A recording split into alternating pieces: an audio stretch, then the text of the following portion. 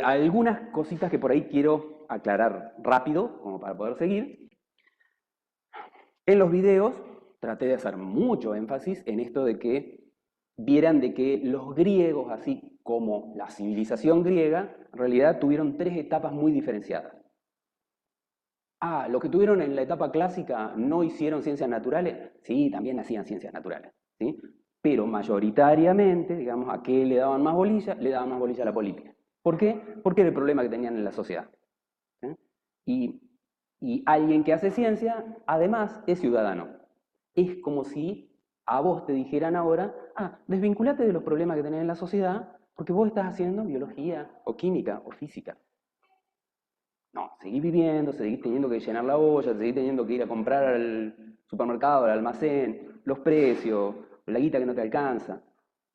Tus vicisitudes hacen que la producción que vos hagas no esté despegada de tu realidad. La forma en que pensás no esté despegada de tu realidad. Entonces, dijimos, tres etapas muy marcadas. Un periodo arcaico, digamos, cuando recién empieza ese grupo jónico que había invadido Grecia, que empieza a hacer ciencia, esto es, ir a robarle las ideas de sumerios y sumerios babilónicos y egipcios, traérselas para Grecia y buscar alguna estrategia para demostrarlas. Para decir, bueno, no es que la tomo así como está, porque estos vienen aplicando una receta, periodo arcaico, que básicamente se dedican a tratar de demostrar todas esas cosas que venían como de tradición del gran centro civilizado que era Babilonia y Egipto. ¿Cómo hacen las demostraciones? O bien por retórica, ¿sí? O sea, esto es, la van charlando y van llevando la idea hasta que le cierra, cuando las cosas no son del tipo físicas o biológicas. Cuando son biológicas, se meten a hacer disecciones, a mirarlas por dentro. Por eso es que pueden llegar a conclusiones como, por ejemplo, que descendemos de los peces. Cosa muy loca, digo. O sea, hasta Darwin nadie más se había atrevido. Claro, lo que pasa es que, ¿a qué conclusión podés llegar vos si resulta que vivís? Vamos a hacerlo más pampeano que griego, ¿sí? Vos vivís en Puelén, ¿sí? Te subís a la barda y te encontrás en la punta de la barda ostras, caracoles.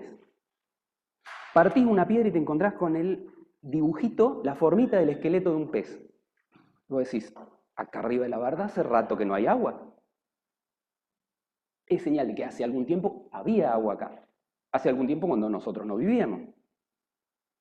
Oya, entonces la vida primigenia tiene que haber sido marítima. ¿Sí? A ver, son unos argumentos re débiles, endebles, si los mirás hoy. Digo, pero cuando vos mires la historia, lo primero que tenés que hacer es saber que no podés ser anacrónico. Anacrónico significa salirte de la cronicidad, del tiempo en el que estaban viviendo esos fulanos. ¿Eh? Entonces, vos no podés juzgar lo que hacían los griegos diciendo, porque si lo hubieran googleado, se hubieran dado cuenta que estaban errados. No, a ver, no había Google. O sea, ellos podían pensar con lo que tenían ahí, en ese momento. ¿Sí? Entonces, digo, bueno, esas cosas las demostraban por observación directa, lo que sea, y en el caso de los fenómenos físicos, por geometría. Entonces usaban mucho compás y regla sin marcas, o sea, no medían. ¿Y por qué no medían? Dos causas por las cuales no medían. Porque si vos querés hacer una demostración, y han tenido materias de matemática, ¿con qué hacen las demostraciones algebraicas ustedes? Con letras, no con números. O sea, vos haces toda una demostración con letras diciendo, bueno, si esta letra fuera un número cualquiera, y yo veo que cumple con todas las condiciones, es que vale siempre, no importa qué número le ponga.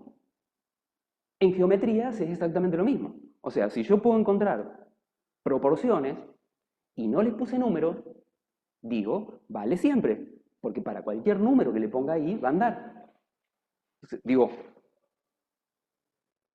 lo tenemos que explicar en el 2024. Miren el punto de razonamiento de los griegos 200 años antes de Cristo. Digo, no eran ninguno improvisados. Estaban intentando hacer una ciencia seria. Eran los inicios de una ciencia seria. Entonces les faltaba todo, todo para hacerla. Pero realmente, mis respetos, ¿sí?, a las cosas que estaban haciendo. Una de las causas por las que no usaban graduaciones, esta, de encontrar proporciones y que valiera para todo. La otra causa era el pensamiento platónico. Y ahí retomamos un cachitito, lo intento hacer corto solo para que les queden algunas ideas marcadas de los videitos que vieron, ¿sí? Dijimos, durante, no el periodo arcaico, sino durante el periodo clásico, la época política, digamos, de Grecia, los tres filósofos que influyeron más, los que marcaron más la forma de pensar de la sociedad griega y hasta la actual, Sócrates, Platón, Aristóteles. Después vamos a mirar un poquitito Sócrates, pero me quiero detener ahora el planteo de Platón. Básicamente porque el platonismo está muy enraizado en quienes estudiamos ciencias naturales, ¿no? Esta cosa de decir, yo observo algo, encuentro relaciones, lo analizo, qué sé yo, y puedo establecer esto es así, funciona así, y puedo predecir cosas con tal fórmula. Y a partir de ahí, vos dijiste, cada vez que yo pienso en, no sé, la luz, yo digo, la luz es un rayo que es rectilíneo, que si pega sobre paredes espejadas rebota en un ángulo igual al incidente, que si la pared es semitransparente, entonces tiene un rebote, pero además tiene una refracción hacia el interior, y la refracción va a ser en un ángulo que depende. Ok, eso no es la luz. Esa es tu modelización de la luz. Porque después de que te tragaste todo ese discurso, vino otro físico y dijo, che, la luz es onda. ¿Rayo o no? Y vos decís, bueno, la luz es una onda electromagnética, y salís con ese discursito. No, no, no, eso no es la luz. Porque vino otro físico atrás de ese y dijo, ¿sabes qué son fotones? Y los fotones son unas características entre partícula y onda. Y vos decís, no, no tiro la toalla. O sea, déjenme de bromar. ¿Qué es la luz? La luz es la luz. ¿Sí? Pero nosotros tenemos esa tendencia natural y tiene que ver con sentirnos seguros de alguna forma, es decir, sé de lo que estoy hablando. Entonces, vos te enganchás con el modelo. Y el modelo no es la realidad. Es un cuentito que te permite predecir cosas, pero no es la realidad. La realidad es la luz. Seguí explorándola porque te va a seguir diciendo otras cosas. La única que tiene la verdad es ese fenómeno que vos estás estudiando, no tus modelos. Bueno, pero nosotros tenemos ese pensamiento platónico, es decir, bueno, esto, la realidad, las cosas que ocurren con la luz son las sombras. ¿La verdad dónde está? En el modelo, en el afuera de la caverna. Siempre nos enganchamos con que la explicación que nosotros, la modelización que nosotros hacemos, esa es la verdad. Eso es un pensamiento platónico. Por eso Platón en su momento lo plantea como más formal en esto de decir, bueno, nosotros vivimos acá en el mundo de los reflejos, las sombras de lo que ocurre afuera, no podemos creer que esto es lo verdadero está ocurriendo allá, pero nosotros no lo podemos ver. El mundo de las ideas. Entonces, ¿cómo llegamos al mundo de las ideas, de la luz verdadera emanada de Dios? Mezclaban todo, ¿sí? Dios era parte de su ciencia, ¿sí? ¿Cómo podemos llegar a eso? Bueno, llegamos a eso a través de la intuición. O sea, si nosotros la pensamos y nos va cerrando en base a lo que vemos y qué sé yo, y que podemos suponer cómo debe ser lo perfecto, o sea, cómo debe ser la modelización perfecta, nos quedamos tranquilos porque intuimos que eso es lo verdadero. ¿Sí? Eh, Digo, tenemos esa maña. ¿Existe el platonismo en la actualidad como idea filosófica dentro de la ciencia? Sí. Hay corrientes filosóficas de ciencias naturales que son platonistas. Hay corrientes, sobre todo, matemáticas que son platonistas. O sea, vos a algunos matemáticos le decís, che, bueno, el 1 es una idea que nosotros creamos para poder contar las cosas. No, el 1 existe en el mundo de las ideas. No, tiene el mundo de las ideas, no anda un palito 1 flotando por ahí. No, pero, ¿y si viene un extraterrestre que no conoce nuestra cultura, que no sabe contar? Y entonces dice, no es un hecho cultural, no depende de la cultura, es una idea abstracta previa. ¡Pam! Los convenzo rápido. Digo, hay un montón, o sea, no es que vos decís hoy, sos platonista, te quedaste 200 años antes de Cristo. Esas formas de pensar todavía siguen discutiendo la validez de las ideas. ¿Por qué? Porque cuando te tiran un ejemplo así, y como que retrocedes en chancleta, ¿no? Es decir, upa, por ahí es cierto. ¿Sí? Entonces digo, hay toda una corriente que sigue siendo platonista, es decir, yo puedo encontrar la modelización perfecta y esa modelización perfecta va a ser la que me diga cómo es la realidad. No que me acerque, que sea una herramienta válida para hacer predicciones, que yo. No, no, no, no, la que me diga cómo es la realidad. Viene a lo Platón. ¿Saben? Aristóteles va a venir y va a decir, además que Aristóteles se quedó con la bronca porque no fue el sucesor de Platón, tuvo que crearse su propia escuela, Aristóteles va a decir, no, el mundo de las ideas, del alma, del ánima, de lo que anima las cosas, y las cosas físicas, están todas integradas y están acá. No me vengas con que hay una fuera de la caverna, no, no, no, es todo lo mismo. Que por ahí es digamos, la filosofía tradicional de la biología. Y digo tradicional.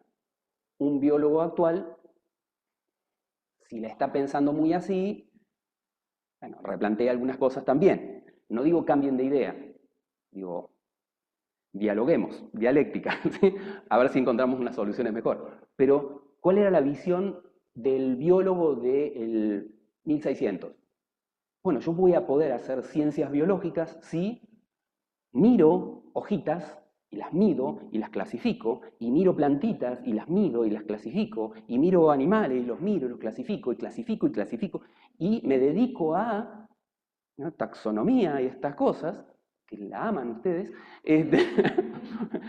me dedico a hacer toda una cuestión de clasificación, porque si yo clasifico, explico cómo es la realidad. La realidad es así como la veo, porque el mundo es este, lo que está acá, no el mundo de la idea. ¿Sí? Me opongo a Platón. Es lo que veo. Yo clasifico, clasifico, clasifico, clasifico. ¿Sí? Atrás de eso, en la Edad Moderna, había un biólogo y filósofo, Hume, que lo deben tener ustedes, debe ser así como el filósofo de cabecera, lo deben tener en la pared de la pieza y le rezan antes de irse a dormir, que planteaba esto. ¿Sí? O sea, es observá, medí, las cosas están acá. Pum. ¿Sí? Bueno, después van a ocurrir que aparecen otras filosofías, otras corrientes, que te dicen, bueno, ni tan, ni para el otro lado. ¿Sí? O sea, sigamos dialogando. Y aparecen 500.000 corrientes filosóficas. ¿Sí? Yo le oferté a la gente de biología, que tenga ganas, hay un librito que se llama El biólogo dialéctico. ¿Mm? ¿Qué es esto de el diálogo con la naturaleza para aprender? Y la dialéctica de la propia naturaleza para evolucionar. ¿Sí? Y se nos escapa un poco de la teoría de la evolución tradicional. Digo, ¿hay corrientes para pensar la realidad? Sí, a montones. Tanta como gente que se sentó y se puso a pensar. Y a discutir el modelo prearmado que te dieron. Si vos creíste que la verdad estaba en todas las cátedras que cursaste hasta hoy, incluyendo esta, es mentira. Seguila buscando. Y no sé si la vas a encontrar. Vas a tener más argumentos para discutir. Eso es ser pensador en ciencia. Porque si te quedás con la receta que te tiraron otros, bueno, vamos a hacer unos sumerios de aquellos. ¿Eh? Los dioses me bajaron este libro, los dioses me bajaron Curtis, y es palabra santa. O en física me bajaron el Resnick. ¿Sí? Tenemos sobrados ejemplos de que cuando alguien se puso a pensar un poco más, pateó todos los modelos y fue por otros.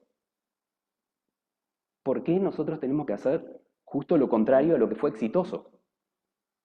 Patearlo todo, desconfiar de todo, incluso de esta cátedra. Por lo tanto, todo lo que acabo de decir está inhibido. No, pero pónganlo en duda. ¿Sí? Quiero que se peleen conmigo, no que acaten. ¿Sí? Así que les decía, los dos modelos que siguen así como corrientes troncales en esto de las formas de pensar dentro de la ciencia, Platón y Aristóteles, hasta el día de la fecha, con matices, o sea, después van a aparecer escuelas más refinadas, pero alrededor de estas mismas formas de pararse frente a la verdad, ¿sí? Si es que podemos hablar de la verdad. Y Sócrates no fue tan tajante, porque Sócrates lo que dijo es, bueno, aprendemos por dialéctica. ¿Y qué aprendemos por dialéctica? Y no sé, ponete a hacer dialéctica. O sea, yo no te lo voy a decir porque la verdad la tenés vos. ¿Sí? O sea, Sócrates no escribió nada porque su concepción no era. Platón también hace dialéctica para aprender. Pero Platón, a medida que él llega a conclusiones que le parecen válidas, se planta ahí, dice, alegoría de la caverna.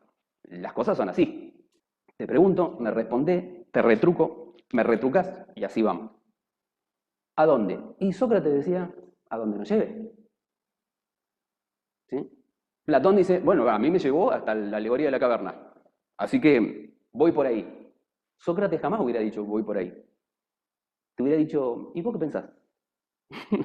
¿Sí? A ver qué sale de eso, porque su planteo era totalmente diferente. El conocimiento está dentro tuyo. Yo no te voy a marcar la cancha, pero ponete a dialogar. O sea, ponete a chocar con tus ideas al mundo. Así ganás argumentos. 3 posicionamientos. El del Sócrates, que parece el más tibio y resultó ser el más rebelde, por eso lo limpiaron. Se ponía en cuestionamiento la política, ponía en cuestionamiento las normas sociales. Le enseñaba a cualquiera que cualquiera pudiera refutar al más rico o al más sabio.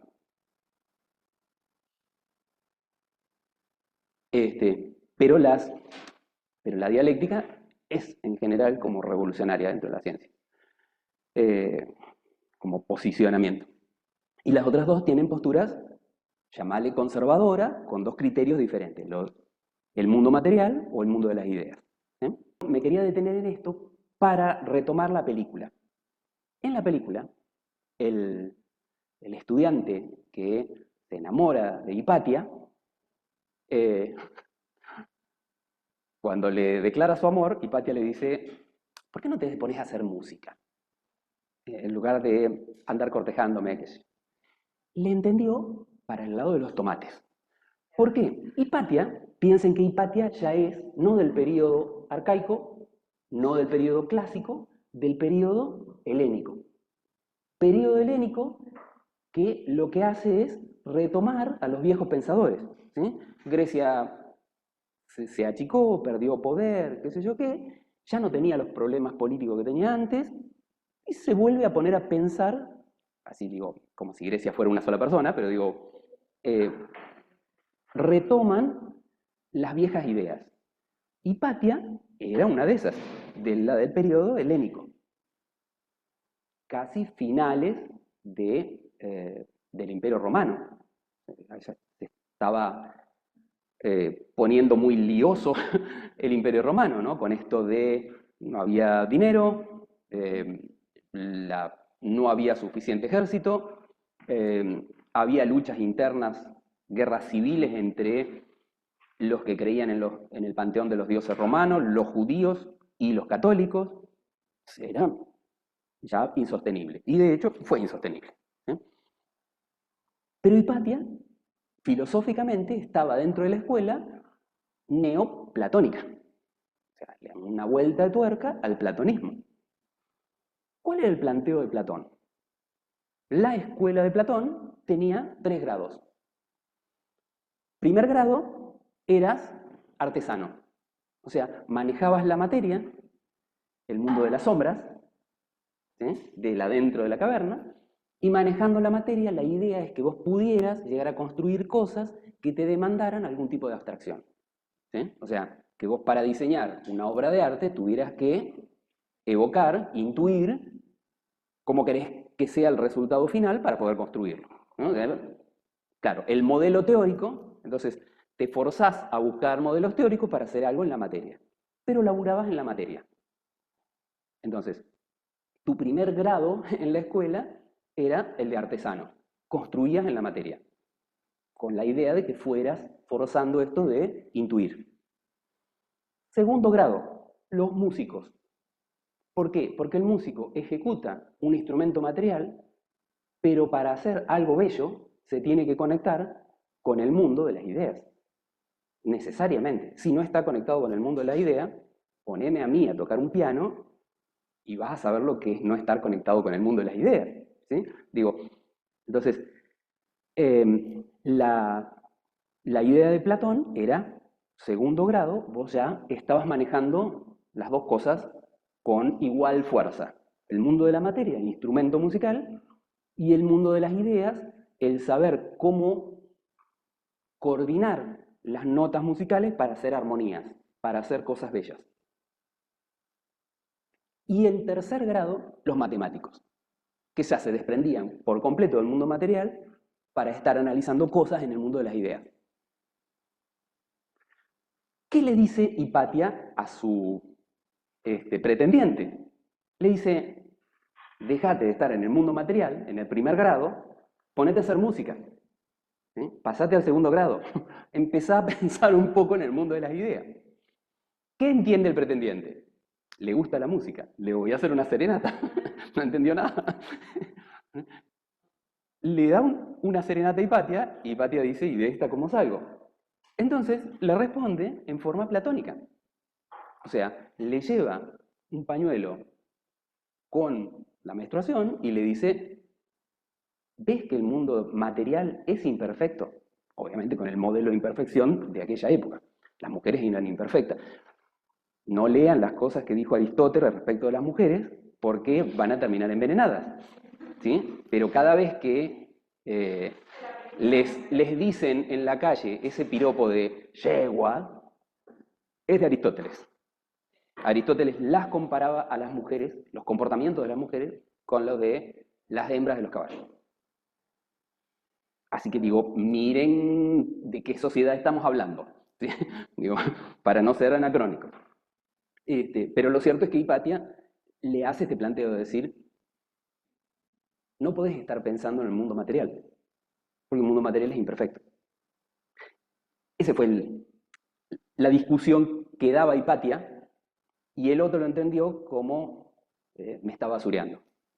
Cuando en realidad le dio una respuesta desde la filosofía, que no entendió, obviamente.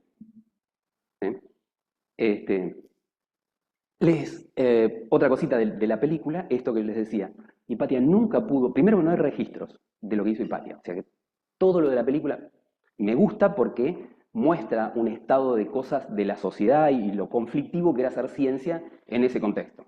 ¿Sí? Una ciencia que además no era la oficial, la del cristianismo, que además no quería hacer ciencia. ¿Sí? Este, pero, pero además, digo, Hipatia nunca pudo haber pensado mundos elípticos.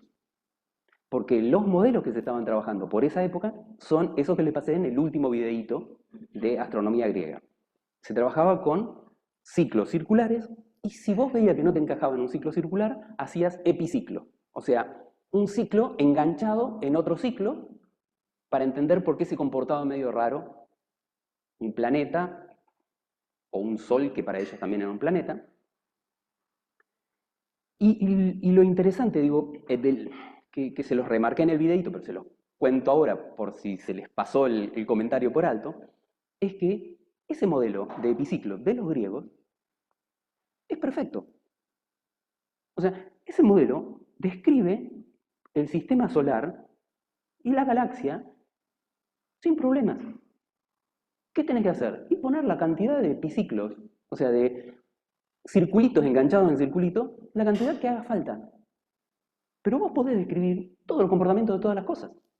Yo les puse, a propósito de maldito, en el video, cómo podés, con epiciclos, hacer el dibujo de Homero Simpson. O sea, mirá que como órbita para un planeta es un poco rara, ¿no? La cara de Homero Simpson. Pero la podés hacer. O sea, no tenés ninguna limitante teórica. Y estás sin abandonar el concepto de que Dios es perfecto y que las cosas están regidas por círculos. ¿Por qué lo abandonamos? Normalmente a vos te meten el cuento de, bueno, la ciencia avanza y avanza hacia cosas más perfectas. No, si eso estaba perfecto. Funcionaba, predecía, no tenía errores. Pero no tenía errores, digamos, vos calculabas con exactitud. ¿Por qué se abandonó en el tiempo? Se abandonó por una cuestión ideológica. Se lo deben haber mencionado en alguna materia, la navaja de Occam. Es como un concepto que adoptamos como válido para hacer ciencia, que es la versión más simple es la correcta. ¿Por qué? Porque me pinta. O sea, es una cuestión ideológica. Abandonamos un modelo que funcionaba bien, por uno más simple. ¿Es el modelo correcto? Digo, ¿cuál es el modelo correcto? ¿Tenemos un dedo mágico que apunte hacia el modelo correcto? No, lo abandonamos porque tenemos una concepción ideológica que dice el modelo más simple es el mejor. Después tuvimos que rezongar bastante con el modelo más simple de la teoría heliocéntrica para explicar cómo funcionaba Plutón, porque se retrasaba en el tiempo. Tanto tuvimos que rezongar que tuvimos que crear un modelo más nuevo que es la teoría de la relatividad. Pero bueno, digo, vamos avanzando medio así. Esta cosa de concepciones ideológicas para admitir que este nuevo modelo da mejores certezas, me pinta más, me convence más y ahí me mando. Y voy abandonando, algunas veces porque quedan los huecos teóricos que el otro modelo no alcanza a explicar y no alcanza a explicar y vos decís, lo tengo que cambiar. ¿Sí? No se te ocurre ninguna forma de rellenarle los huecos y cambiar por un nuevo modelo. Pero ya les digo, no siempre es esa la razón. El modelo de epiciclo de los griegos nunca estuvo presionado por la de no podés predecir el comportamiento de un planeta. Fue una decisión ideológica cambiarlo. En esta cosa de no medir, muy de Platón, porque ¿para qué vas a medir si vos vivís en el mundo de la sombra? Y el mundo de la sombra te da cosas imperfectas, porque no es la realidad está fuera de la caverna, en el mundo de las ideas. Entre otras cosas, los griegos no medían. O sea, ¿por qué Hipatia no hizo experimento? El único experimento que figura en la película es que larga en el barco, larga una bolsa, y la bolsa cae justo abajo del mástil y dice, bueno, no se corrió y el barco iba a mucha velocidad, qué sé yo qué. Esas cosas, por esa época, tampoco se discutían.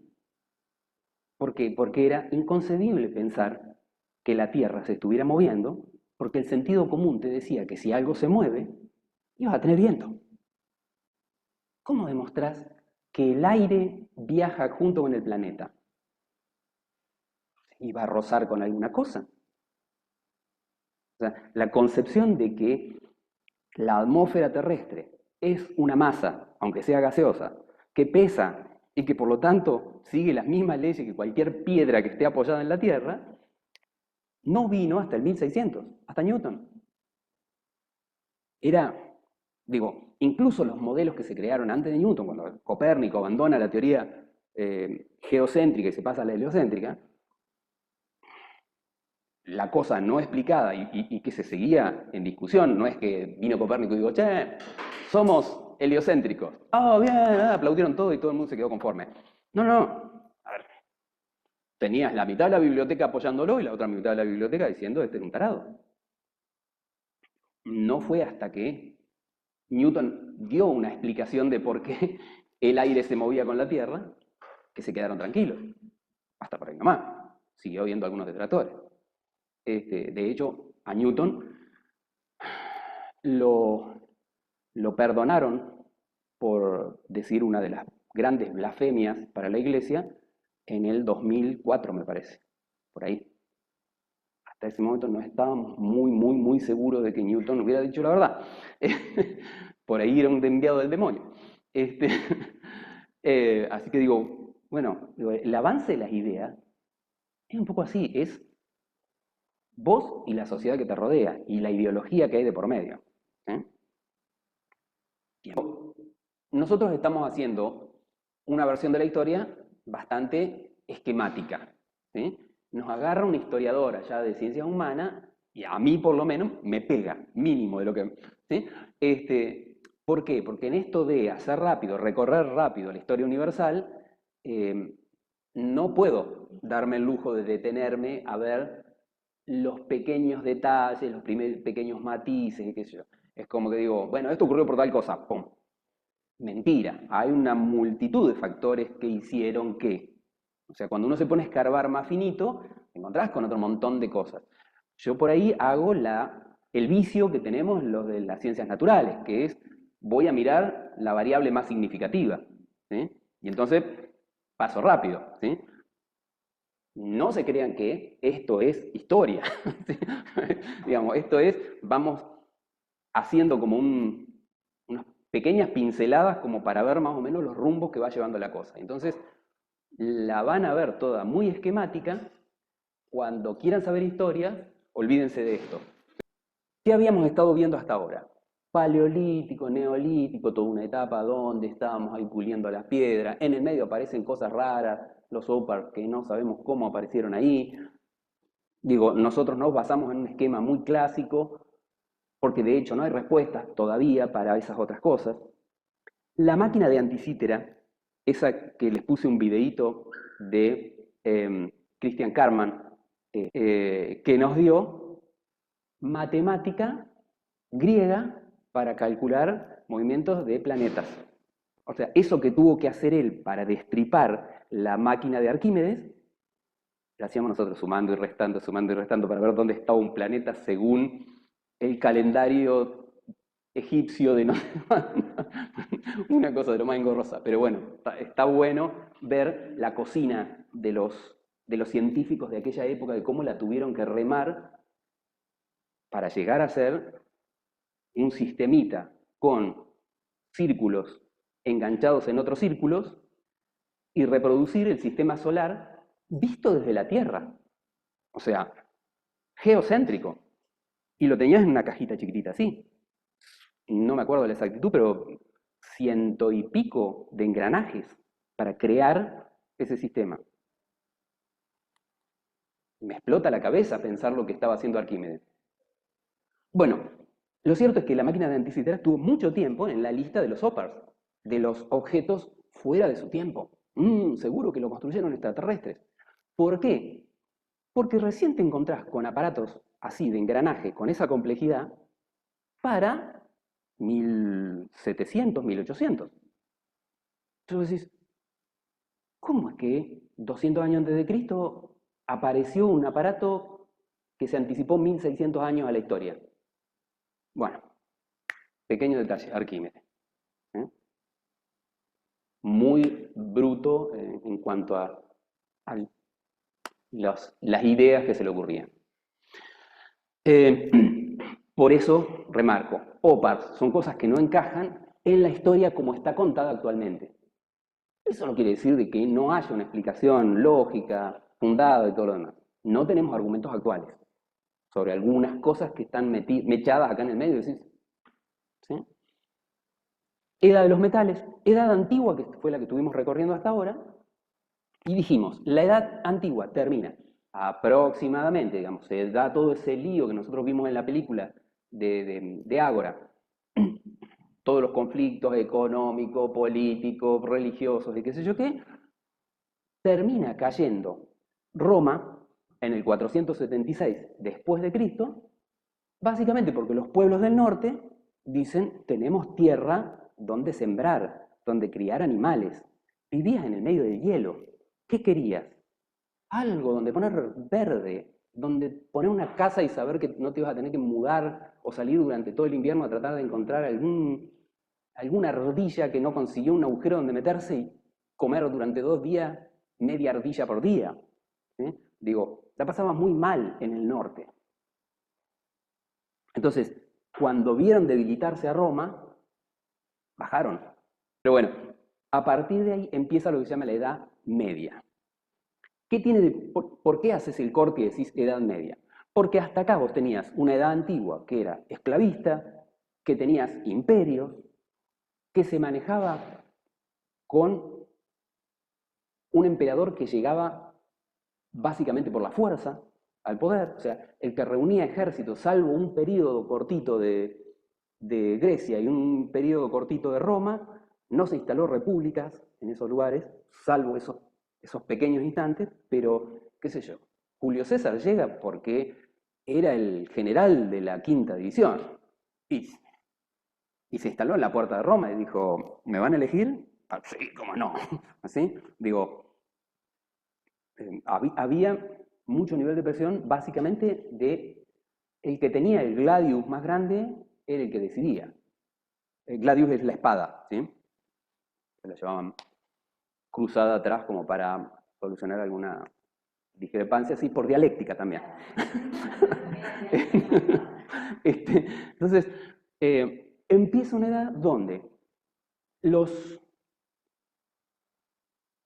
pueblos del norte, sajones, godos, visigodos, ostrogodos, vikingos, todo lo que estaba instalado allá, que eran familias grandes. O sea, eran grupos de 200 personas. ¿Y qué hacían? Y bajaban y se instalaban ¿en dónde? Y en un lugar que veían más o menos fértil, ahí plantaban un fortín, hacían, digamos, unos muros como para protegerse de alguien que viniera de afuera, y trataban de sembrar. Entonces su posicionamiento fue totalmente diferente del que venía en la etapa anterior. Ya la idea del esclavo no tenía sentido para ellos, eran todos familia. A lo sumo, ¿qué pasaba? Había alguna gente que estaba viviendo ahí de la época de los romanos, que habían sido siervos de los romanos, y el negocio ¿cuál era? Bueno, antes de pelearme con vos, te dejo estar ahí, te doy la posibilidad de que trabajes esas tierras, ese feudo, pero me pagas impuestos. O sea, de lo que vos ganes, algo me das. Y se acabó la esclavitud. O sea, llegamos a un sistema más evolucionado de tenerte agarrado y trabajando para mí. ¿Sí? No necesito que seas esclavo, necesito que trabajes como loco porque me vas a tener que pagar los impuestos. ¿Algún parecido con la actualidad? Pura coincidencia. Entonces, empieza otro modelo de sociedad totalmente diferente, que es sin esclavos, con un sistema feudal, esto es, gente que se hace cargo de una tierra, la explota y las ganancias de esa explotación es recaudada por el rey. O sea, el jefe de ese clan familiar que vino en algún momento, que a lo largo de 1000 años se hace mucho más grande. Y que dejó de ser un fortín con una empalizada miserable y ya empezó a ser de piedra y ya le pusiste puente levadizo y cocodrilo, ¿sí? Y lo empezaste a agrandar, ¿sí? Pero básicamente cuando llegaron eran nada, era cambiar el modelo. Así que cuando llegaron, más o menos esa fue la distribución de a dónde fueron a parar cada uno de los grupos que venían del norte. A dónde fueron a parar y dónde se empezaron a reproducir, digamos, y a crecer y instalarse en esos lugares. ¿Sin peleas entre ellos? No. Vivían peleándose entre ellos, estableciendo cuáles eran los límites de cada uno y todo lo demás, y cómo comerciaban, y quién dejaba, y quién no, y cuál feudo. Pero, digo, esto es más o menos en el siglo VI. O sea, 100 años después de la caída de Roma, este era el estado de situación de Europa. ¿Qué había pasado con el Imperio Romano? Todo ese gran Imperio Romano, cuando vio que tenía líos, se dividió en dos: el de Oriente y el de Occidente. El de Occidente termina siendo tomado por los reinos germánicos, los del norte, la gente que bajó del norte. El de Oriente sigue siendo romano, lo que pasa es que se va a empezar a llamar Imperio Bizantino. Y durante algún periodo el Islam lo empieza a invadir. Ya vamos a mirar esa parte. De la parte del Imperio del Oriente. Claro. Imperio de Oriente. Mira, esto fue un poco lo que quedó de, por un lado, toda esta parte que nosotros habíamos visto de Europa, donde el Imperio Romano directamente desapareció porque fue tomado por los pueblos del norte, y la parte oriental, la parte del este, digamos, del Imperio Romano, se empezó a llamar, era el Imperio Romano de Oriente, pero se empezó a llamar Imperio Bizantino, porque la capital era un lugarcito que estaba acá, que era Bizancio. A partir de que los romanos plantan su nueva Roma de Oriente en ese lugar, Bizancio pasa a llamarse Constantinopla por el emperador Constantino, en honor a Constantino. Esto se extiende, ¿sí? El imperio bizantino se empieza a extender por el mar Mediterráneo y toma estas partes verdes del mapa. ¿Por qué se extiende?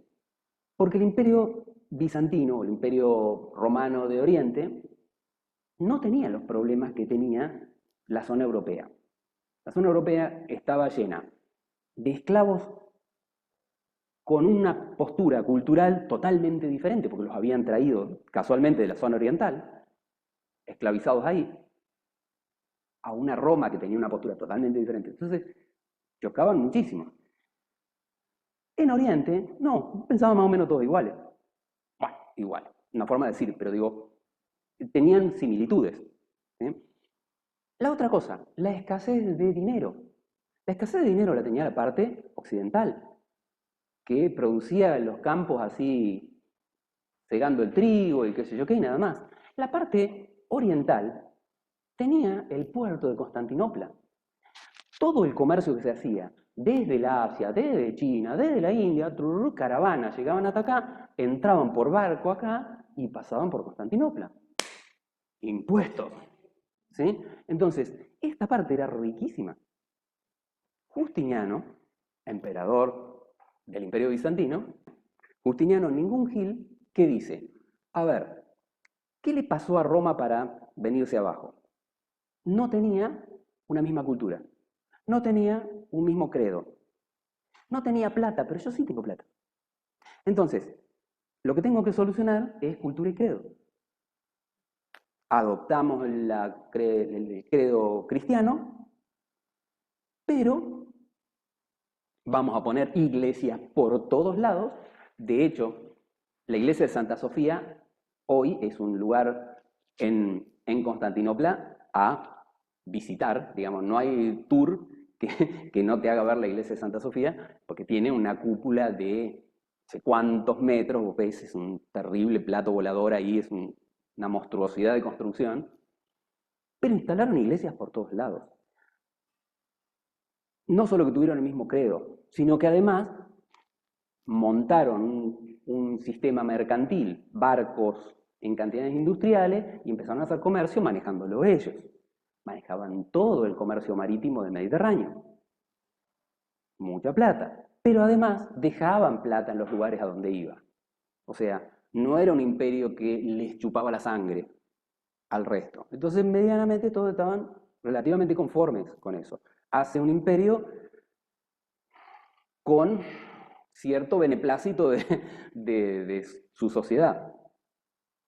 Y la Iglesia Católica, que queda en el Imperio Bizantino, se despega de la Iglesia Católica romana. Primero que ya toda esta zona la habían invadido, la Iglesia Católica europea está mucho tiempo dispersa por un montón de lugares, digamos, se mete dentro de los reinos hasta que se reagrupa, se reacomoda y todo lo demás, pero la Iglesia de Oriente se alinea muy rápido. ¿Se alinea con qué? Bueno, y acá empiezan los problemitas que atañen a la ciencia. ¿Cuáles eran las argumentaciones teóricas para sostener todas las creencias, todas las prédicas que había hecho Jesús? O sea, ¿cómo sostenés que hay que amar al prójimo como a ti mismo? ¿Por qué? No digo ojo por ojo, diente por diente, digo perdona a tu hermano.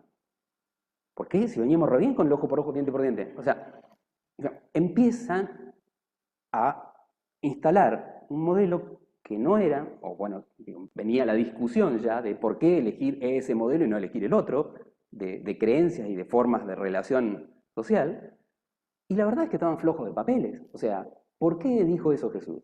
Y Jesús lo dijo, no se puso a tirar una argumentación. ¿Eh? Tiró, digamos, la recetita de cuál era el modelo de comportamiento según él, o dictado por Dios. Y se fue. ¿Eh?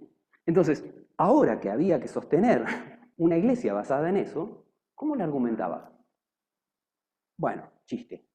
La argumentación es así porque lo dicen los testamentos.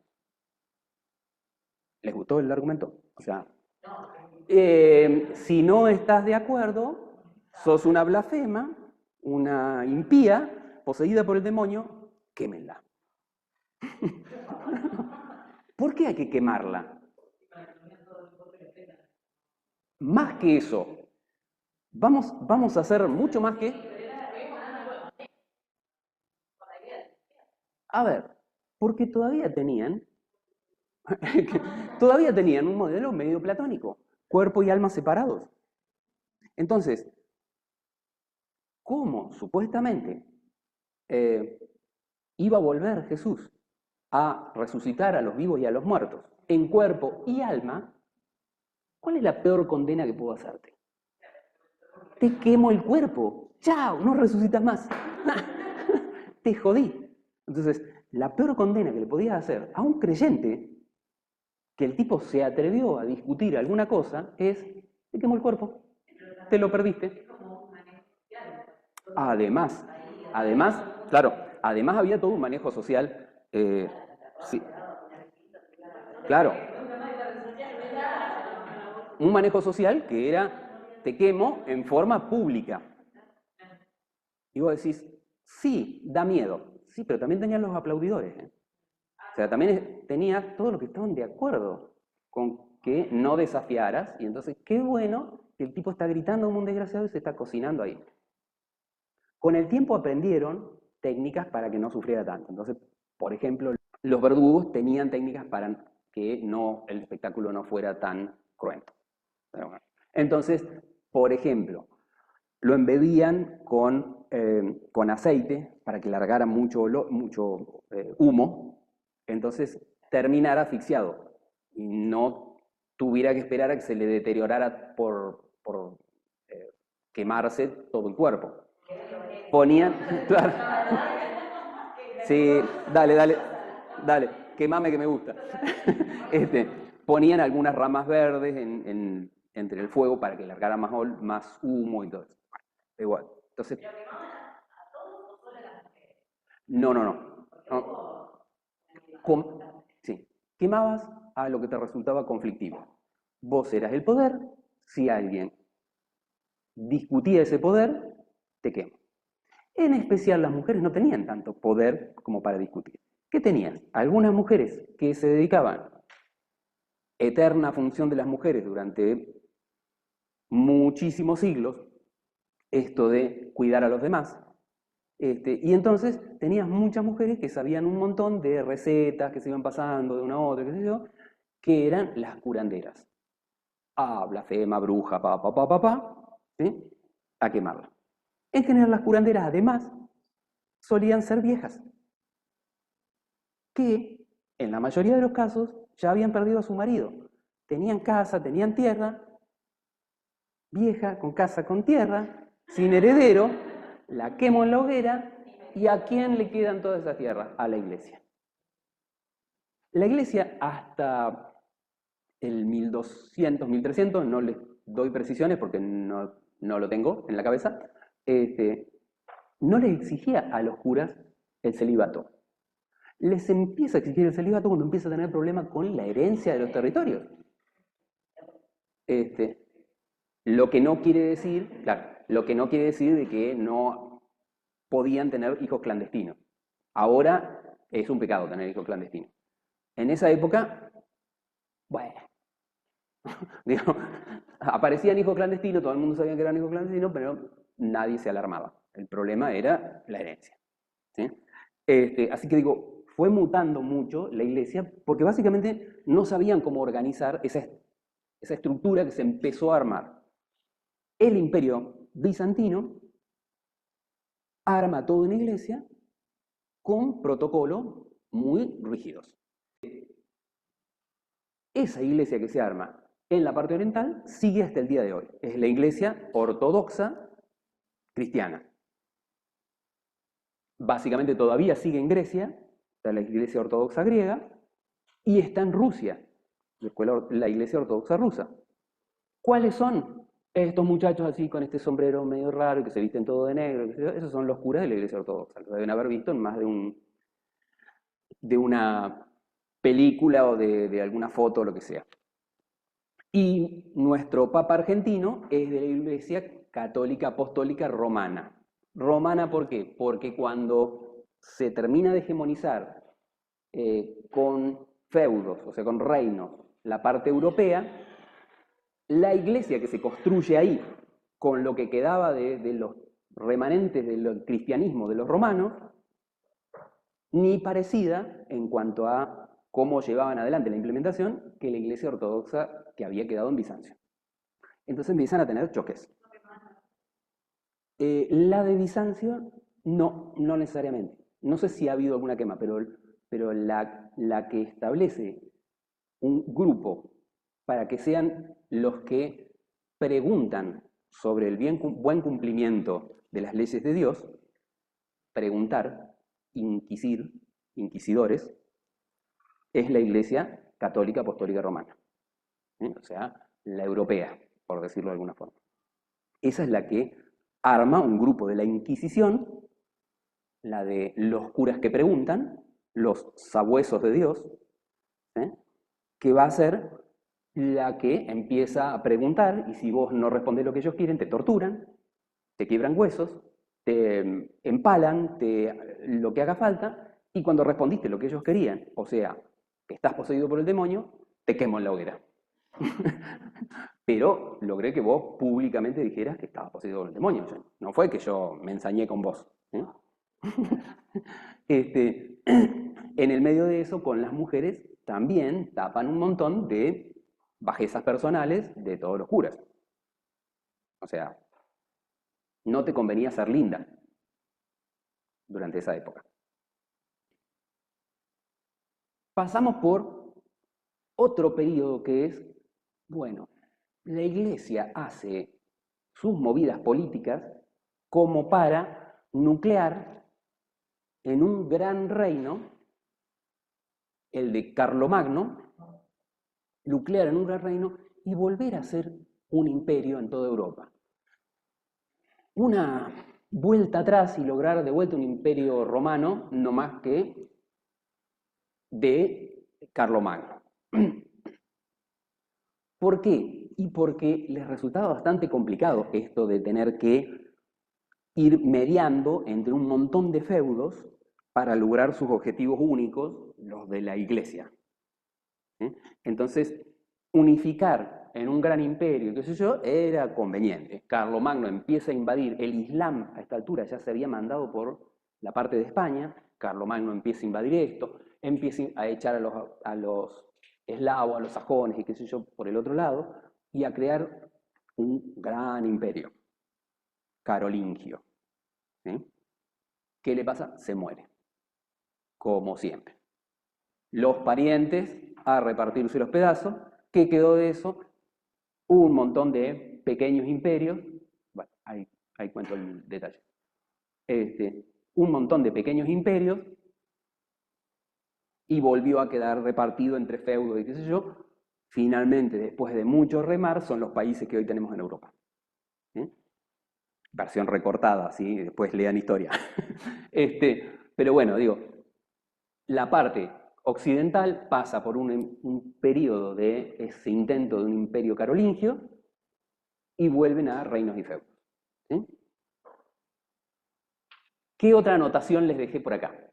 Bueno, como siempre nosotros dividimos por una cuestión de que hay cambios en algunas ideas, dividimos entre la alta Edad Media, la más vieja, y la baja Edad Media.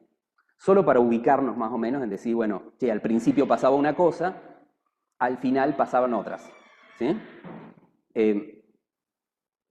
Hay quienes la clasifican un poco más y te dicen la alta edad media, la media edad media, o la intermedia, la baja, la última parte de la baja y la... Bueno, no, nosotros vamos a ser así como más brutales, vamos a dividir vamos a pensar en dos épocas, el principio, digamos, cuando estaba toda esta estructura en pañales, los grupos nórdicos desembarcando en Europa, armando feudos, la iglesia todavía sin una estructura organizada,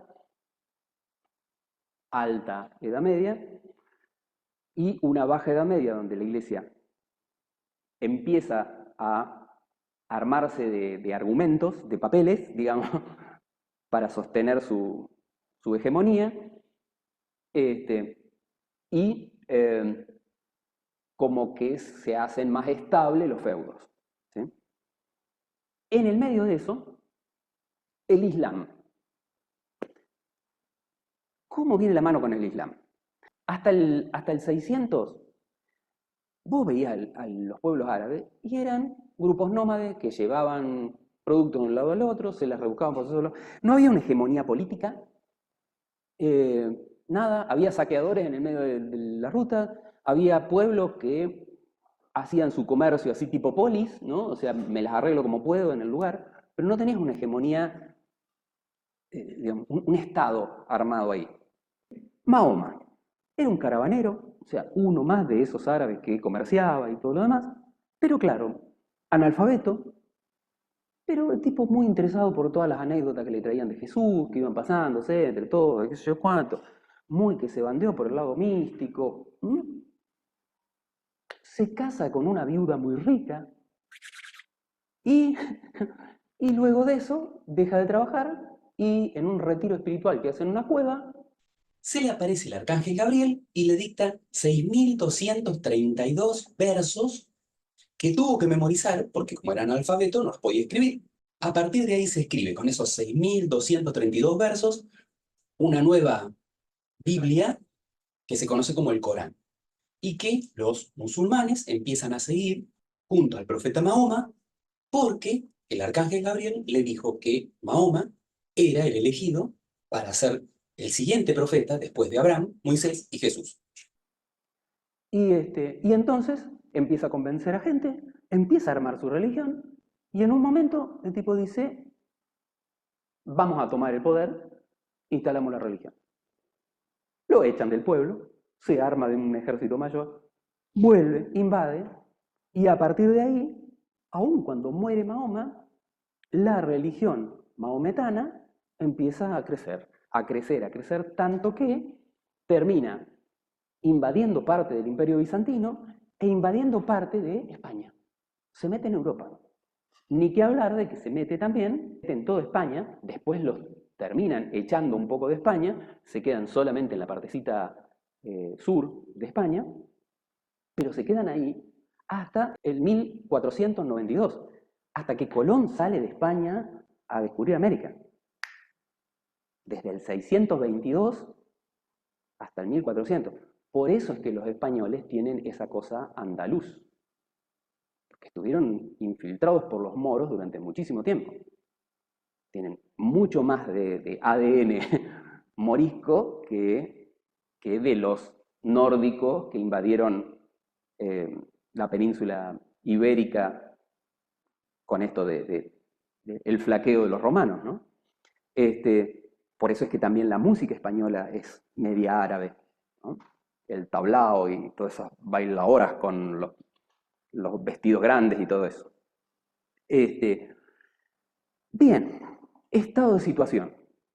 El Islam, invadiéndolo todo, había tomado gran parte del Mediterráneo que antes controlaba el Imperio Bizantino y se estaban metiendo en el Imperio Bizantino.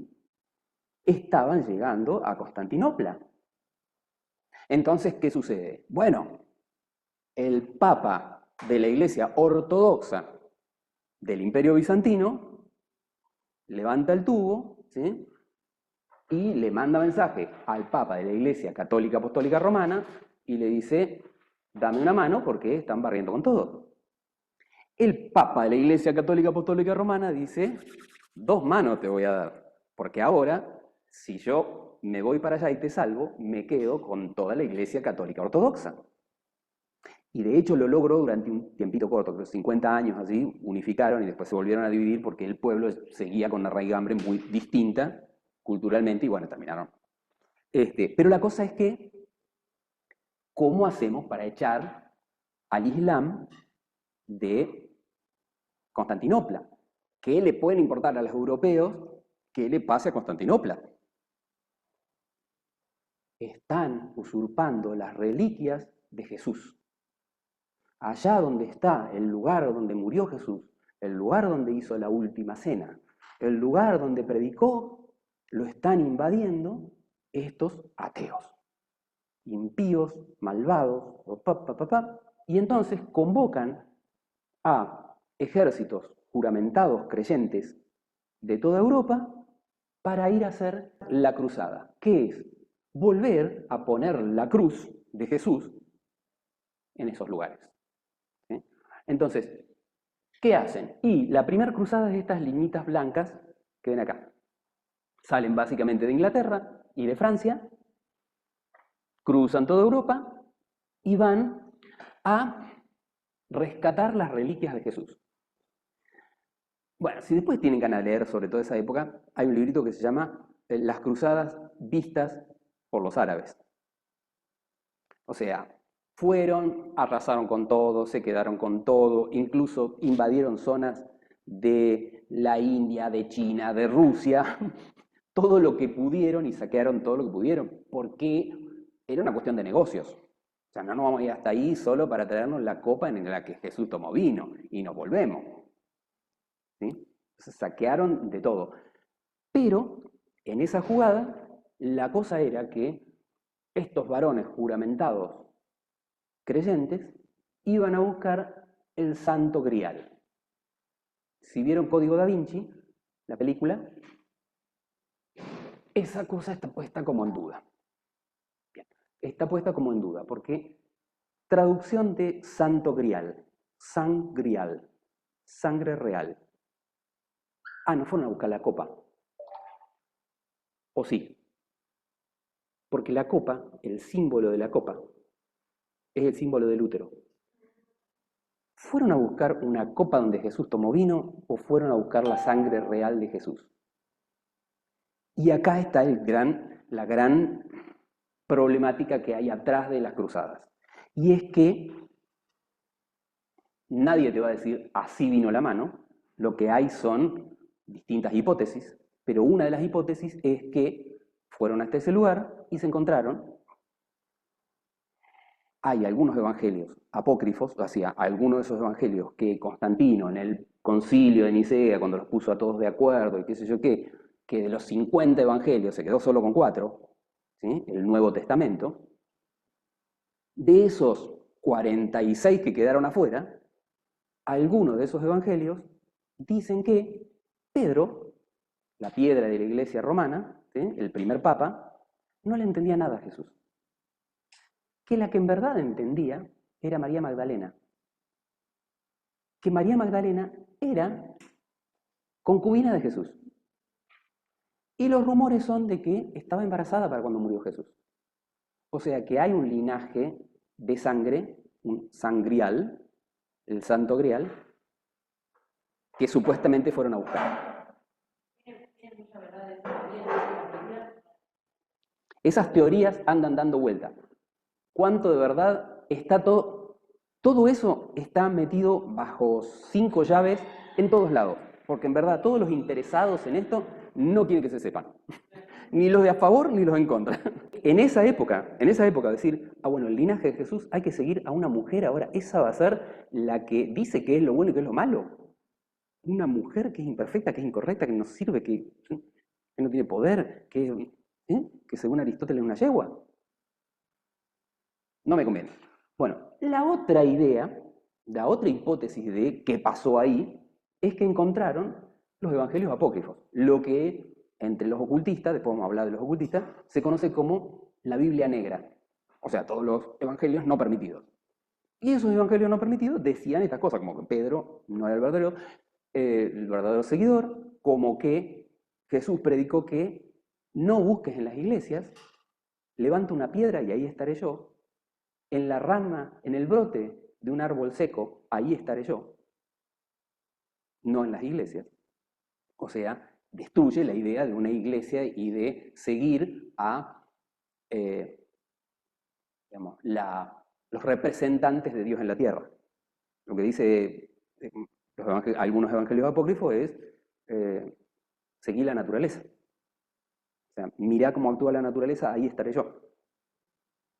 Bueno, cualquiera de las dos versiones es conflictiva para la estructura que se había armado hasta ese momento. Piensen que esto estaba sucediendo, no tengo las fechas puestas acá, o por ahí están puestas justo donde están ellas, pero es aproximadamente en el 1100, 1200 que ocurren las cruzadas. ¿Sí? No está. Lo cierto es que lo sospechoso de todo esto y lo que te hace pensar que algo de eso pasó es que los caballeros templarios, acuérdense del escudito, los caballeros templarios, en vez de volverse directamente a su casa, pasan primero por Roma y hablan con el Papa. Y cuando vuelven a sus territorios, los caballeros templarios tienen plenos poderes. Hasta ese momento ellos no podían administrar las tierras de la iglesia. Las administran. Hasta esos momentos ellos no podían ser banqueros o prestamistas. Son banqueros y prestamistas. Hasta esos momentos no podían discutir lo que decía la Biblia. Los templarios empiezan a cuestionar los argumentos que plantea la iglesia respecto de la interpretación de la Biblia. Entonces decís, ¿qué pasó ahí? Bueno, y el Papa no decía nada. Mutis. Entonces decís, algo pasó, algo charlaron, algo quedó de deuda ahí en el medio. La Biblia negra, la genética de Jesús en María Magdalena, otra cosa, qué sé yo. ¿No? La justa no la tenemos. Lo cierto es que los templarios avanzaron como locos, en poder. Mucha guita, mucho poder, muy grande el grupo de templarios en toda Europa. Y un día de mucha mala suerte, un viernes 13 de octubre de 1307, el Papa les manda carta a todos los caballeros de Malta, cartas selladas, para que la abran ese día. La abren y dice, maten a los templarios. La masacre de templarios fue atroz. Muchos de ellos no solo los masacraron, sino que además le tiraban plomo derretido en las cuencas de los ojos, le arrancaban las uñas, y qué sé yo, para que confesaran dónde estaban el resto de los templarios. Porque no tenía que quedar ni uno vivo. ¿Cuál era el objetivo de la iglesia para que no quedara ni uno vivo? Claro. Pero ¿por qué tenían el poder? Porque digo, el poder se lo sacás y ya está.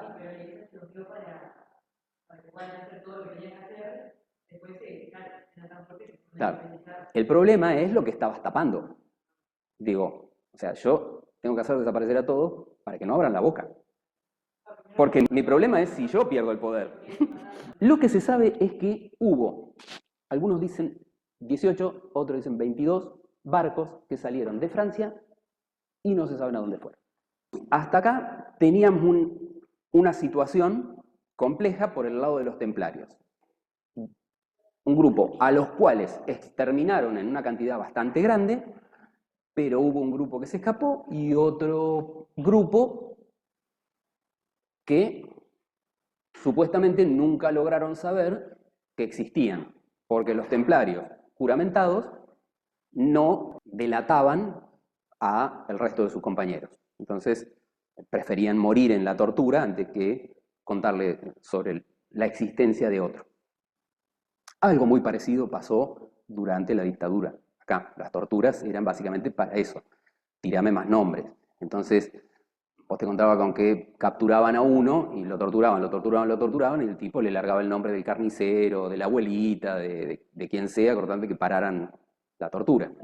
Y otros no largaban ningún nombre y terminaban en la tortura.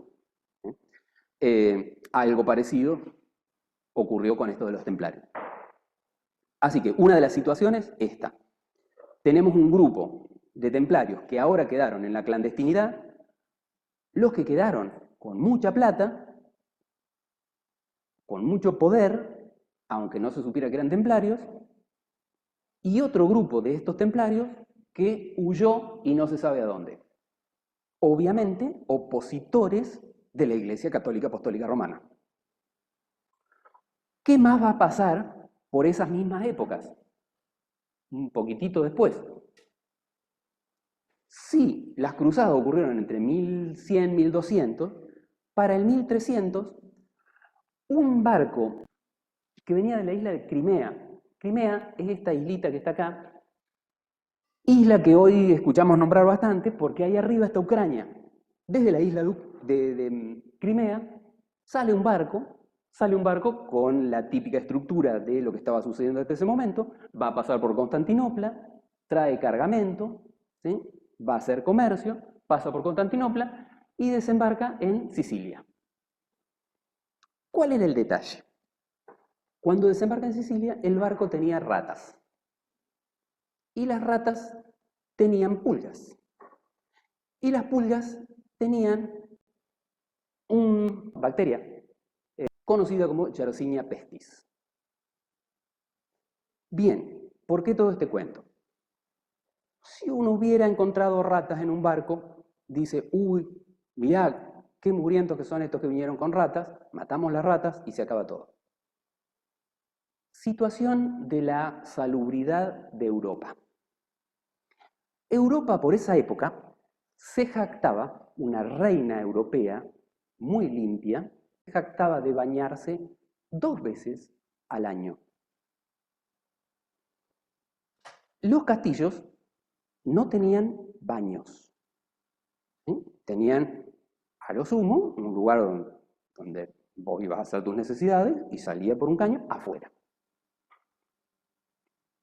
Y ese era todo el baño. Cada vez que se hacía un baile en el castillo, una jornada así donde se encontraban todos los nobles y todo lo demás, el salón donde se hacía tenía cortinados que estaban separados más o menos 1,5 metros, 2 metros de la pared. Ahí atrás andaban los sirvientes con una chata. Porque cuando vos te agarraban ganas no tenías baños. Ibas atrás de la cortina. Por eso es que los franceses mejoraron mucho la calidad de los perfumes. Los necesitaban para esos encuentros, sobre todo. En las casas. No había agua en las casas. Vos tenías que ir a la fuente del pueblo, que estaba generalmente en la plaza principal o en la rotondita que oficiaba de plaza principal, a llenar el jarrón y traerlo. Y tampoco tenías dónde tirar el agua. Así que la forma de deshacerte del agua, donde habías lavado la carne y se te salía toda ensangrentada y cosas con mugre y qué sé yo qué, era abrir la ventana que daba a la calle y avisar por las dudas. Agua va y tirabas el jarrón. Así que las calles estaban llenas de desperdicio. ¿Sí? No había heladera. Estado de situación eran mucha podredumbre, muchos animales que se alimentaban de la podredumbre. O sea, hablar de que hubiera ratas en una casa era absolutamente normal. O sea que si vos además trajiste ratas de afuera, no me cambió la vida. El problema es que esas ratas traían el Yersinia pestis, y el Yersinia pestis, cuando las pulgas pican a un humano, o cuando las ratas muerden a un humano, o cuando la saliva de las ratas, después de comerse un pedazo de jamón que vos tenías, porque no tenías heladera, lo tenías expuesto a que lo agarrara cualquier bicho, te comías una feta con saliva de rata, la cosa se empezó a complicar. Y las infecciones por Yersinia pestis hacía que todo tu cuerpo reaccionara y entonces te empezaba a intentar salir el pus por cualquier lado. Y se te armaban pelotas de pus, que tardaban mucho en reventarse, así que era muy posible, porque era mucha cantidad, era muy posible que vos te murieras con tu cuerpo tratando de reaccionar, afiebrado, intoxicado, y te terminabas muriendo. La mejor estrategia era pincho el bubón, así le llamaban, bubones, a esas pelotas de pus que se te formaban. Por eso es que la peste que invadió toda Europa se conoció como la peste bubónica. También conocida como la peste negra, porque como te dejaba de circular la sangre, te empezabas a poner negro, porque se te coagulaba la sangre en un montón de venitas superficiales. ¿Sí? Quedabas como morado, ¿no? Detalle de todo esto, digo, si nosotros nos pusimos muy loquitos con la pandemia de estos 2 años, y vos decís, bueno, pero proporcionalmente tanta gente no murió, murieron 130.000 personas acá en Argentina por coronavirus.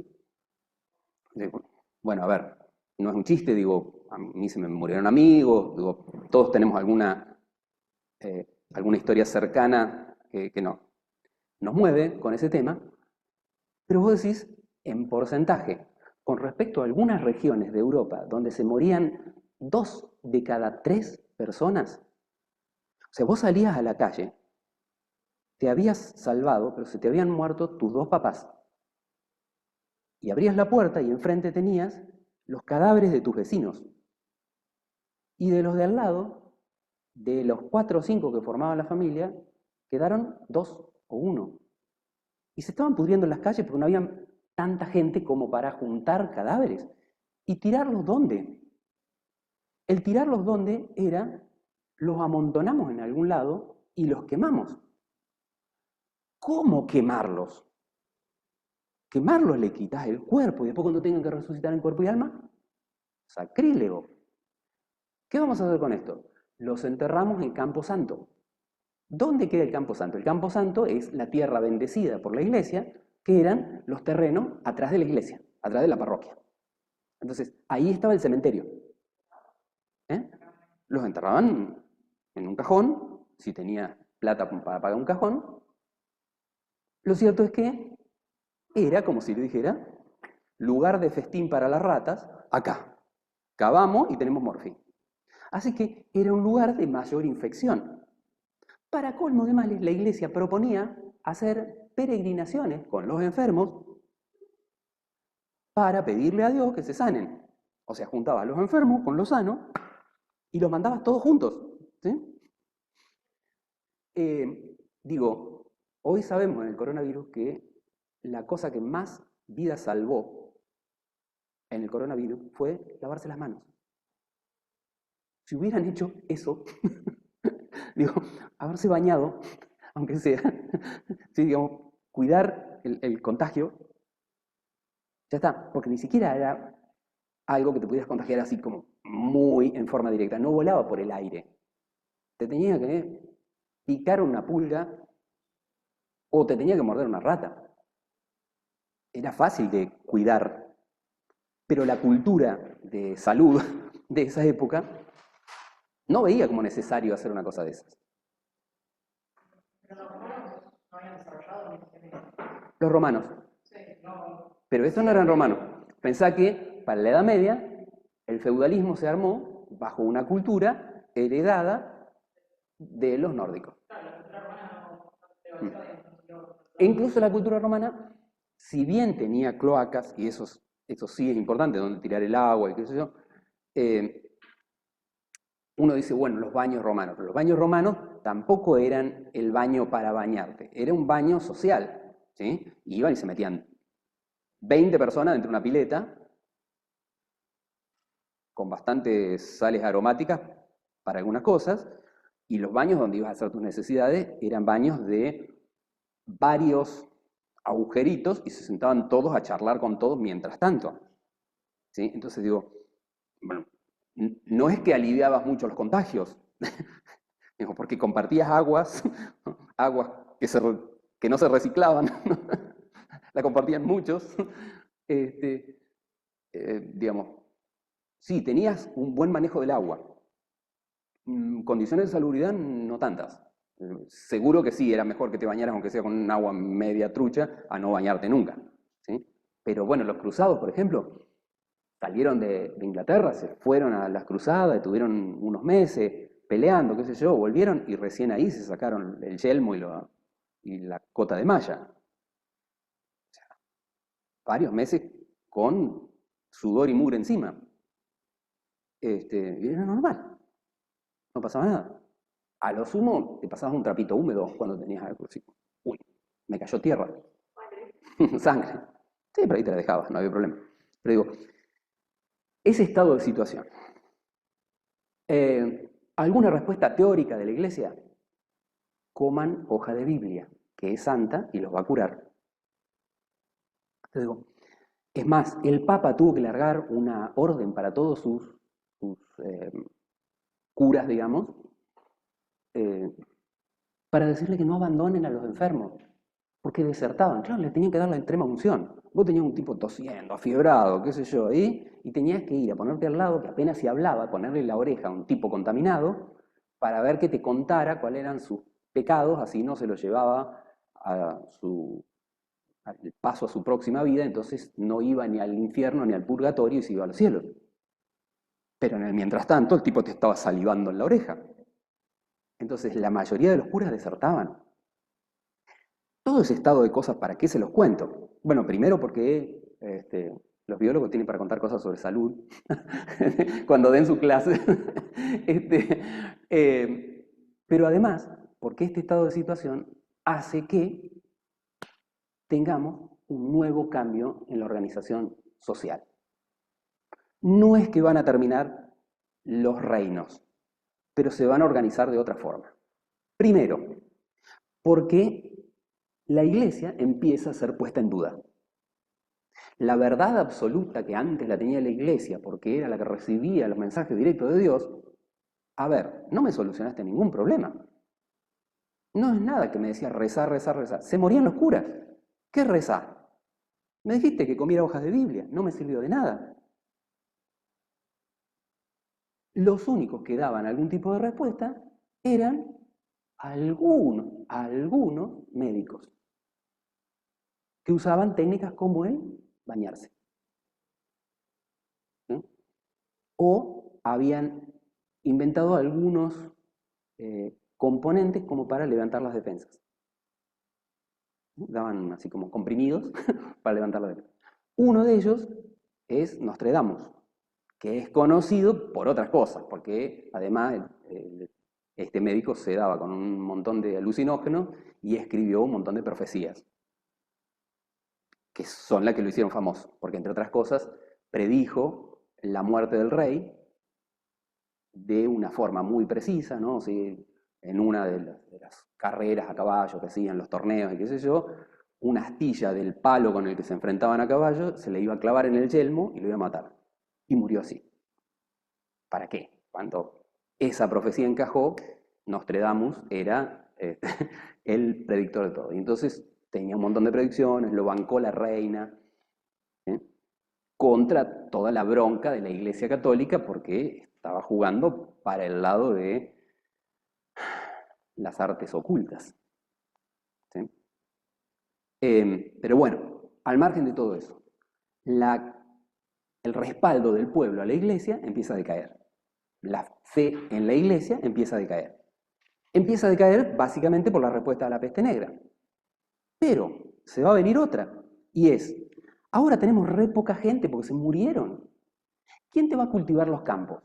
Si toda la economía de los reinos está basada en que cultiven los campos, saquen guita de ahí y me paguen los impuestos. Ahora me dejas de pagar impuestos, básicamente porque te moriste. Entonces, estoy yo como rey recabando menos. Los nobles, que eran los dueños de los feudos, todos los parientes del rey que se repartían los feudos y que eran los intermediarios y los que se quedaban con una partecita de esos impuestos, ahora no tenían ingresos. Para el rey, los nobles empiezan a ser una carga, porque ahora tengo que mantener un montón de parientes que no me aportan nada de plata. Entonces se viene un cambio muy fuerte en la organización social de toda Europa. Y ese cambio es lo que nosotros, al que le vamos a llamar Edad Moderna. O sea, pegamos el salto de Edad Media a Edad Moderna. ¿Por qué? ¿Qué cosas cambian? Europa tiene que salir a buscar producción a otro lado, porque acá les es escasa, entonces necesita del comercio. Entonces a mí ya no me importan tanto los nobles que no me proveen producción, me interesan más los comerciantes, la burguesía. Y entonces los burgueses ahora suben de escala. Los burgueses que estaban en una clase de servidumbre, que no eran nada dentro de la escala social, ahora empiezan a ser importantes. Y los burgueses que empiezan a hacer grandes comercios acumulan grandes cantidades de plata. Pero claro, ¿hasta dónde tenías que comerciar? Y tenías que comerciar al Asia. Y resulta que el Islam te había tomado todo el Mediterráneo. ¿Cómo vas a comerciar si tenés el principal lugar de paso para el comercio bloqueado por la potencia enemiga? Entonces te quedaban dos opciones. O irte bordeando toda África y aparecer por la India, o un Colón, el loquito de Colón, diciendo, no, vayamos hacia el oeste, porque la Tierra es redonda, y vamos a aparecer en la India. Bien. ¿Por qué un Colón podía decir eso? Bueno, completo la idea. A partir de que tengo esas posibilidades de comerciar, toda la estructura de organización de las sociedades comienza a funcionar alrededor del comercio y ya no del sistema feudal, del producir a través, cobrarle impuestos, los nobles y todo eso. ¿Sí? Entonces, a esta nueva estructura que funciona a través del comercio es a lo que le vamos a llamar la Edad Moderna. ¿Bien? ¿Por qué Colón se atrevía a decir la Tierra es redonda? ¿A quién se le ocurre? Bueno, se le ocurre a los griegos. A los griegos 200 años antes de Cristo. Y estábamos en el 1490. Teníamos 1700 años sabiendo que la Tierra era redonda. Es más, sabíamos el perímetro de la Tierra.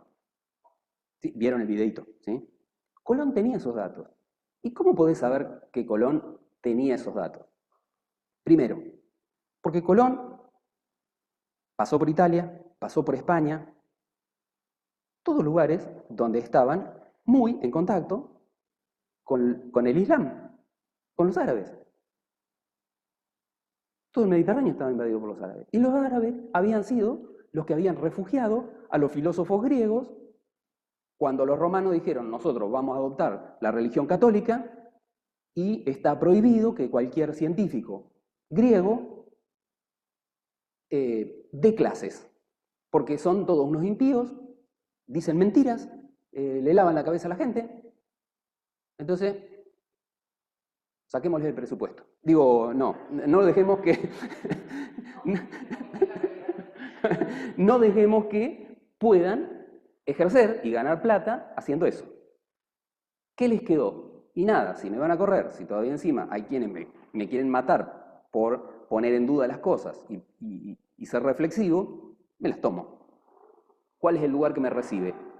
Los árabes, que no tenían ningún problema porque en su posicionamiento frente a la religión decía, cuanto más podamos entender las razones de Dios, mejor. Entonces, las razones de Dios, ¿quién las explicaba? La ciencia. Y no había conflicto con ellos. Los católicos sí tenían conflicto, ¿por qué? Porque su fundamentación era los libros sagrados, no la ciencia, lo que decían los libros sagrados. Entonces, el sol giraba alrededor de la Tierra y no había discusión, ¿por qué? Porque en la Biblia decía, el sol sale por el este y se pone por el oeste. Y en un renglón de la Biblia te hizo un tratado de física. O sea, te dijo cómo funcionaba el sistema solar. Y no se discute. Entonces, toda esa primera etapa de la Iglesia Católica se conoce como etapa patrística porque se regían por lo que habían escrito los padres de la Iglesia. Por eso patrística. ¿Sí? Esa fue la etapa de la Santa Inquisición, digamos, la etapa más dura de la Santa Inquisición. La alta Edad Media, ¿sí? Los principios, la primera época, que es cuando los tipos estaban flojos de papeles, flojos de argumento, y decían, lo que dice el texto es lo que se cumple. No me contradigas, si me contradecís te limpio. Etapa patrística. Durante esa etapa patrística, olvídate de que en Europa se hiciera algún tipo de ciencia, algún tipo de cuestionamiento a nada. ¿Dónde empiezan a aparecer los cuestionamientos? Y empiezan a aparecer cuando aparece la oposición con los templarios, cuando aparece la peste negra y no da respuesta, cuando te aparece un Colón y te dice, oh, mira, encontré un nuevo continente que en los 7 días de la creación de la Biblia no aparecen. Ups, y hay gente distinta. Ups, y hay animales y hay plantas distintas. ¿Y cómo lo explicás? Si vos tenías un texto que decía todo y eso no lo decía. Entonces, cae completamente la argumentación de la Iglesia como la dueña de la palabra. Cae el peso de los nobles porque dejan de tener guita. Se tiene que reestructurar la sociedad. Un Colón, teniendo esa información de los árabes, que era a su vez la de los griegos, pero además con otros rumores, hipótesis, pongo las comillas respectivas, ¿sí? Y hay narraciones de que a Colón se le entendía poco lo que hablaba porque tenía un dialecto muy antiguo en la forma de hablar, tanto en italiano como en español. Dialecto antiguo. No se sabe de dónde vino Colón. Se conoce la familia que dejó después, mujer e hijos. Bueno, y entonces están los rumores de Colón en realidad venía de América. Y era de esos templarios que se habían escapado y que nadie sabía dónde habían ido a parar. Comillas, ¿sí? Abro y cierro comillas. Son de los entretelones que seguramente nunca probaremos. Pero lo cierto es que Isabel de Castilla y Fernando de Aragón, los reyes de España que van a bancar el viaje de Colón, son devotos de la Virgen Negra. Y la Virgen Negra, negra de cutis, ¿sí? La Virgen Negra era la Virgen de la que eran devotos los templarios. Y Colón se casa con la hija de un templario. Y el día antes de salir de Puerto de Palos, va a encomendarse a la Virgen Negra. Por esa época, ya estos planos estaban. Todo el norte se conocía, incluso América. ¿Por qué? Porque para el año 985, y hubo unos viajes anteriores, Eric el Rojo, vikingo, ya había andado buscando tierras. En esto que tenían, este problema que tenían de decir, acá no podemos plantar una cebolla. Entonces digo, necesitamos otra tierra. Viajaron hasta acá, esta tierra estaba helada. ¿Cómo la llamaron? Iceland, tierra helada. Después quedó como, ice, hielo, land, territorio, tierra. Iceland después quedó como Islandia. Y se fueron hasta acá y en la puntita encontraron verde, green, verde, Greenland, Groenlandia. ¿Sí? Y después hubo, pero ya para el 1000, quienes siguieron y encontraron las tierras de Canadá, América del Norte. ¿Sí? O sea, esta zona ya la conocía. Esta parte del mapa ya estaba conocido. Pero si se fijan en este otro mapa, 1418, antes de que saliera Colón de América, a descubrir América, ya los chinos tenían un planiferio completo. Porque habían construido un barco de 400 metros de largo en el que tenían incluso invernaderos y destiladores de agua de mar. Y entonces podían andar tranquilos plantando plantitas adentro del barco, no tenían escorbuto porque tenían vegetales dentro del barco, y tenían agua destilada para tomar. Y tenían un plano de todo el planeta. Ese barco, si ven, es una foto actual, eso está en este momento en China. ¿Sí? Lo tienen, no te sé decir ahora la ubicación de dónde lo tienen, pero los tipos lo han recauchutado un poco, lo rehabilitaron para exponerlo. O sea, esto no es una cosa que vos digas, uy, no sé, chusmerío, qué sé yo, no. Los chinos esto lo tienen como un orgullo, igual que los vikingos tienen como un orgullo haber sido ellos los primeros que descubrieron América. O sea, andá a decirle a cualquiera de Noruega, ¿quién descubrió América? Nosotros, te van a decir. ¿Sí? Esta cosa del descubrimiento de América el 12 de octubre, no se la creen. Es la de Lelutier, ¿viste? Por fin nos descubrieron.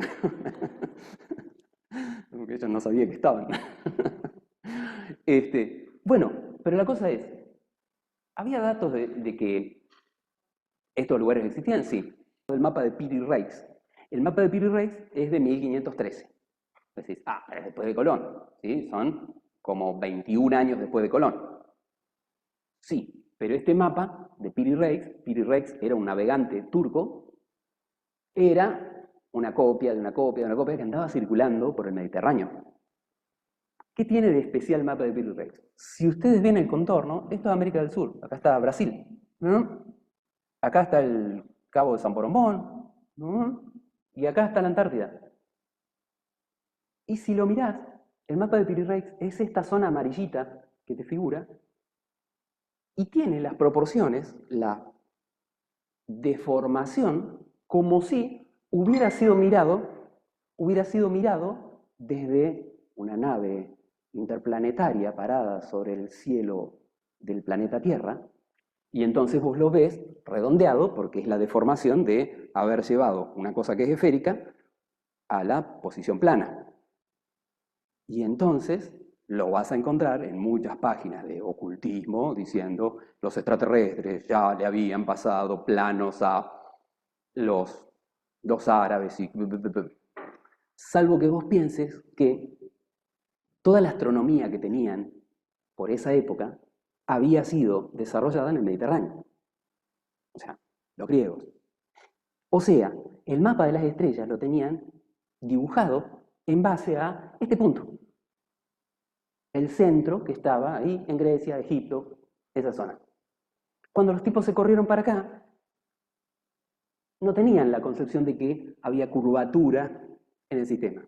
Entonces, las correcciones que había que hacer para llevar la cosa esférica a una cosa plana, no la tenían. Y hicieron lo que pudieron. Digo, ¿por qué aclaro esto? Porque también está esta cosa de decir, es un óparo, es un plano fuera de su época, y entonces aparece la mano, y en todo le entramos a buscar así como una cosa media rara, ¿no? Tiene que haber un extraterrestre dando vuelta por ahí. Algún extraterrestre tomó mate conmigo, seguro. Digo, bueno, ahora me va a decir, ¿no quieren mate? Entonces vos decís, bueno, ¿tenían registro suficiente? Sí. ¿Se sabe con certeza que Colón era templario o que tenía todos estos planos y qué sé yo? Certeza absoluta no, porque las cartas de navegación de Colón las llevó, cuando volvió de sus viajes, las llevó al reino de Castilla y Aragón, las copiaron en el reino de Castilla y Aragón y le dieron una copia a Colón y se quedaron en el original.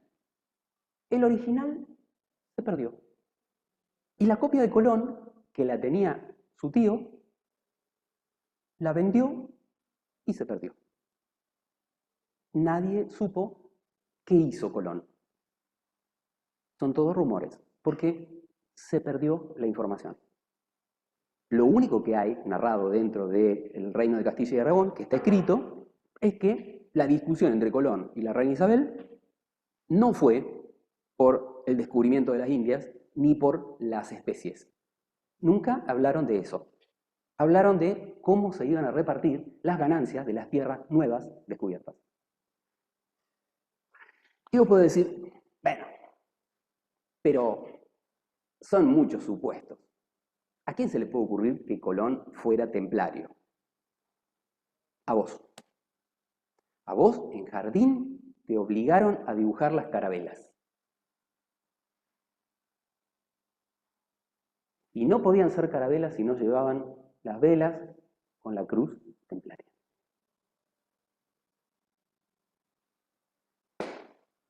O sea, toda la vida lo tuvimos así, enfrente de nuestras narices, al tema. Pero bueno, es suficiente con que no te lo digan. O des las cosas por hecho. Esto siempre fue así. No lo pongo en duda. No lo miro porque no lo cuestiono. Una cosa es mirar, que es pongo el ojo encima de algo. Otra cosa es ver. Vas a ver cuando te lo cuestiones. No cuando tu ojo te mande información. Porque ve tu cerebro. Mira tu ojo.